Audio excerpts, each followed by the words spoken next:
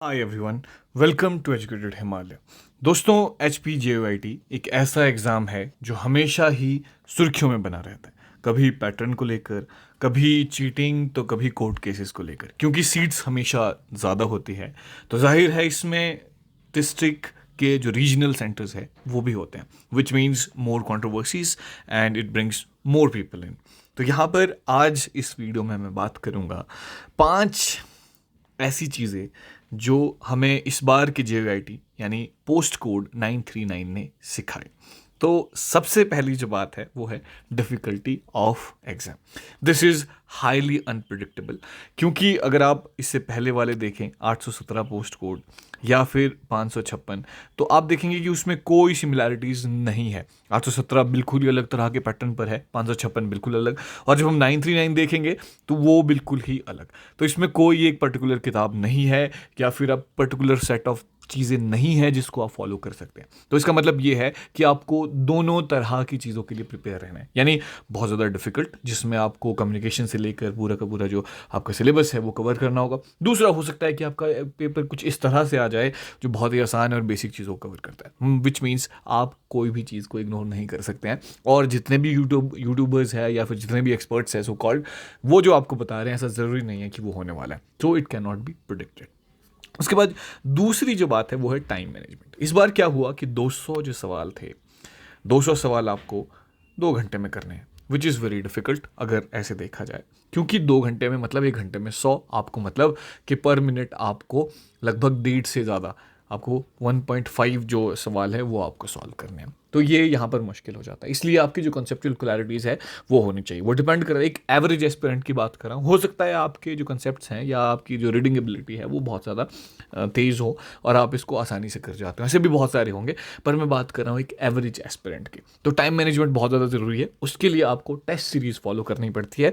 वो आपको बहुत सारी ऐप, जैसे मैंने भी आपको बहुत सारी चीज़ें बताई थी, जैसे एक परीक्षा ऐप है, उसका लिंक सभी भी मैं डिस्क्रिप्शन में डाल दूंगा। वहाँ पर आपको टेस्ट मिल जाते हैं, आपको एक आदत हो जाती है सॉल्व करने की, तो आप वो चेक कर लेना टाइम मैनेजमेंट के लिए। और ज़रूरी नहीं है, आप कोई भी जो टेस्ट सीरीज़ है वो कर सकते हैं परीक्षा पे। हालांकि जो मेरा कूपन कोड है उसमें आपको ऑफ मिल जाता है। एच पी जी के की जो कोई टेस्ट सीरीज़ होगी वो आप देख लेना अपने एग्ज़ाम के हिसाब से।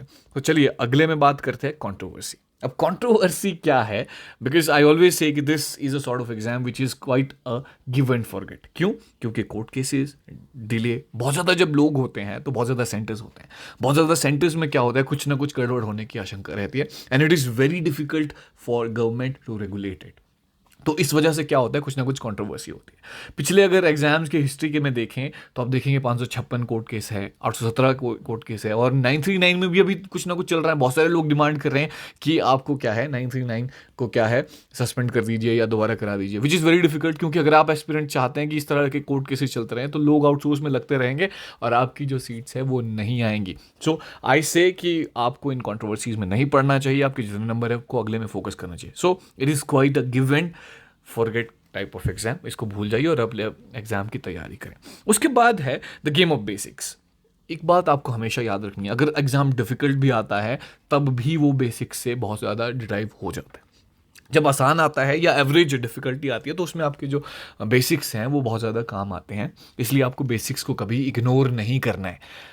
आपको बेसिक्स पे ध्यान देना है, अपने बेसिक्स को शार्प करना है। अगर आपकी बेसिक जो सवाल है वो आपकी टाइम मैनेजमेंट जो है वो जल्दी हो जाती है और आप उसमें क्या है अच्छे मार्क्स स्कोर कर देते हो और कम टाइम लगाते हो, तो जो डिफ़िकल्ट सवाल है यानी जहाँ पर आपको सेकंड थॉट्स में जो करने हैं वो आपको थोड़े आसान हो जाते हैं। So basics are very important. आपको हर चैप्टर एक्सेल से लेके पावर पॉइंट से लेके जितने भी प्रोग्राम लैंग्वेजेस है या कंप्यूटर के जो बेसिक्स हैं या विंडोज़ के बेसिक्स हैं, शॉर्टकट्स हैं, वो आपको सभी करने होते हैं।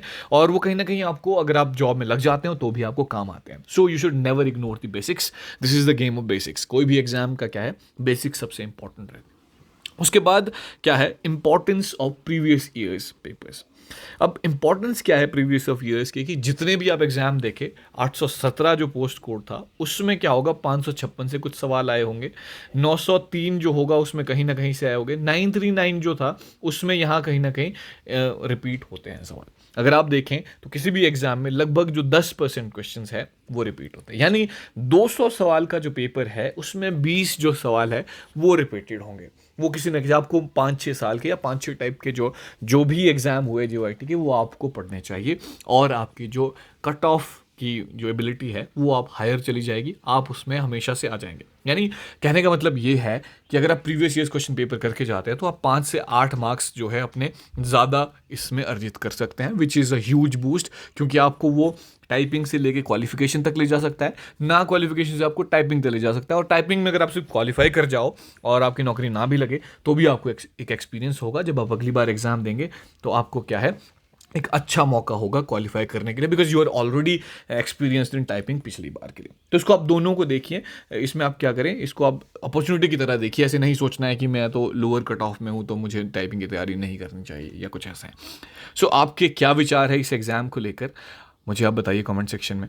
और आप साथ ही मुझे ये भी बताइए कि आप क्या चाहते हैं, हमसे किस तरह के वीडियोस चाहते हैं, हमसे किस तरह की हेल्प चाहते हैं, तो हमें कमेंट करके बताइए। और वीडियो पसंद आया तो इसको ज़रूर लाइक कीजिए और अपने दोस्तों के साथ शेयर कीजिए। आप कितनी बातों से हमसे अग्री करते हैं ये हमें ज़रूर बताइए। तो एजुकेटेड हिमालय से जुड़े रहने के लिए बहुत बहुत शुक्रिया। किसी और वीडियो में मुलाकात होगी। नमस्कार।